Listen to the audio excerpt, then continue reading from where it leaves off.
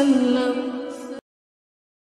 حضرت سلمان بن عامر رضی اللہ تعالیٰ عنہ سے روایت ہے، رسول اللہ صلی اللہ علیہ وسلم نے فرمایا، جب کوئی روزہ کھولے تو اسے چاہیے کہ خشک کھجور سے روزہ کھولے، اگر کھجور نہ ملے تو پانی سے روزہ کھول لے، کیونکہ وہ پاک کرنے والا ہے۔